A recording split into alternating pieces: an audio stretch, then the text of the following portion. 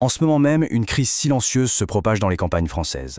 Aujourd'hui, on va se pencher sur la bataille contre ce qu'on appelle la DNC, la dermatose nodulaire contagieuse. C'est une maladie qui met vraiment en péril tout l'élevage bovin en France. Alors, voilà ce qu'on va voir ensemble. D'abord, cette invasion virale. Ensuite, comment la maladie se propage. On parlera de la défense à 3 volets, puis on répondra à quelques questions un peu compliquées, avant de voir le chemin vers l'éradication. Bon, alors tout commence avec l'arrivée de cet envahisseur, un ennemi invisible, mais vraiment dangereux, qui a débarqué sur le sol français. Et ça a été très vite. Tout a commencé avec un seul cas, en Savoie, en juin 2025. Quelques mois plus tard, en décembre, on parlait déjà de plus de 110 foyers dans 9 départements. Et aujourd'hui, le combat est loin d'être terminé. Mais alors de quoi parle-t-on exactement? C'est quoi cette fameuse DNC au centre de la crise? Pour les bêtes, c'est vraiment dévastateur. On parle de fièvre très haute, jusqu'à 41 degrés. Les animaux sont complètement abattus, ne mangent plus. Pour les vaches laitières, la production s'effondre. Et puis il y a ces nodules, ces boules douloureuses sur la peau, et même à l'intérieur du corps. Au final, ça peut rendre les animaux improductifs à vie ou même les tuer. C'est un vrai cauchemar pour les éleveurs. Ok, donc on a un virus. Mais la grande question, c'est comment est-ce qu'il se déplace? C'est ça, la clé. Si on comprend comment il voyage, on comprendra pourquoi la riposte est si particulière. Eh bien, les coupables, ce sont des insectes. Des mouches, des tans, des insectes tout à fait courants qui se nourrissent de sang. Imaginez-les comme des mini-seringues volantes. Une mouche pique une vache malade, le virus se colle à sa trompe, et hop, elle s'envole piquer une vache saine juste à côté. Le virus est transmis, c'est aussi simple et terrible que ça. Et là, on se retrouve face à un double problème. D'un côté, il y a la propagation locale à cause des insectes. C'est lent, ça se propage de ferme en ferme, sur quelques kilomètres. Mais de l'autre, il y a le transport par camion. Une seule vache infectée, qui n'a pas encore de symptômes, peut monter dans un camion et amener le virus à l'autre bout de la France. Et là, on a un nouveau foyer qui démarre à des centaines de kilomètres.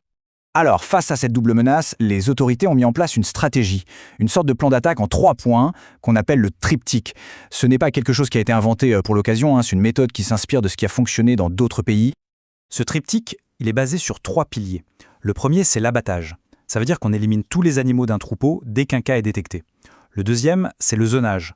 On crée des périmètres de protection et de surveillance autour des foyers, avec des contrôles très stricts sur les déplacements d'animaux. Et le troisième, c'est la vaccination. On vaccine en masse pour créer une sorte de mur, un cordon sanitaire, pour que le virus ne puisse plus avancer. Bon, on va pas se mentir, la partie la plus dure à comprendre et à accepter, c'est l'abattage. C'est évidemment la plus controversée. Alors essayons de voir la logique scientifique qui se cache derrière ces décisions qui sont, il faut le dire, terriblement difficiles. Et la première question qui vient à l'esprit, c'est bien sûr, mais pourquoi on ne soigne pas les vaches qui sont malades? La réponse, elle est assez brutale. C'est un virus. Et contre ce virus, il n'y a tout simplement aucun traitement qui existe, ni antibiotiques, ni rien d'autre.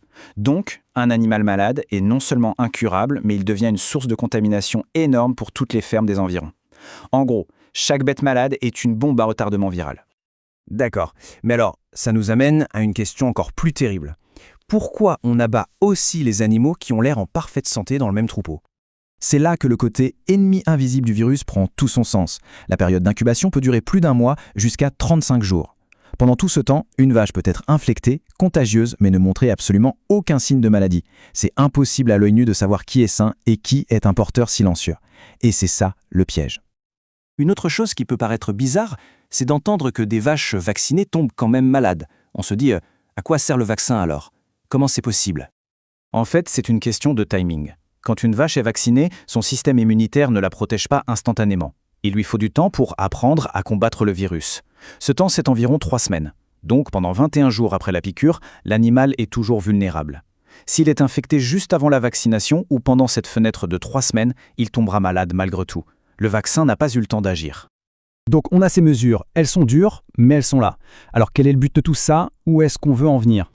Pour comprendre pourquoi il faut agir si vite et si fort, il y a un chiffre. Un seul chiffre qui fait froid dans le dos. Une ferme qui se trouve dans un rayon de 4,5 km d'un foyer a plus de 95% de chances d'être contaminée à son tour. Plus de 95%, c'est quasiment une certitude. Face à ça, on comprend qu'il n'y a pas de demi-mesure possible. On pourrait se dire, pourquoi ne pas juste vacciner toutes les vaches de France et on n'en parle plus? C'est une bonne question, mais en pratique, c'est beaucoup plus compliqué. D'abord, la logistique. Vacciner 16 millions de bovins, ça prendrait plus d'1 an. Ensuite, il y a le commerce. Un pays qui vaccine massivement perd son statut indemne de la maladie, ce qui bloque plein d'exportations. Et enfin, sanitairement, si on ne vaccine pas tout le monde parfaitement, le virus peut continuer de circuler à bas bruit, caché, et c'est encore plus dur de le repérer. Et c'est important de comprendre que les organismes comme les GDS, qui sont en première ligne, insistent sur un point. Leurs décisions ne sont pas politiques. Elles sont basées sur la science, sur les retours d'expérience, et leur but est de défendre l'intérêt collectif de tous les éleveurs de manière rigoureuse.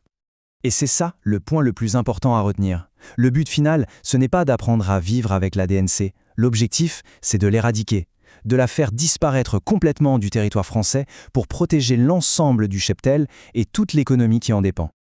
Finalement, cette crise de la DNC en France, elle nous pose une question qui nous dépasse tous. Dans un monde où les maladies voyagent aussi vite que les marchandises, avec le changement climatique qui change la donne, comment fait-on ? Comment trouver le juste équilibre entre les impératifs économiques et la nécessité d'agir vite, fort, pour protéger la santé, qu'elle soit animale ou autre ?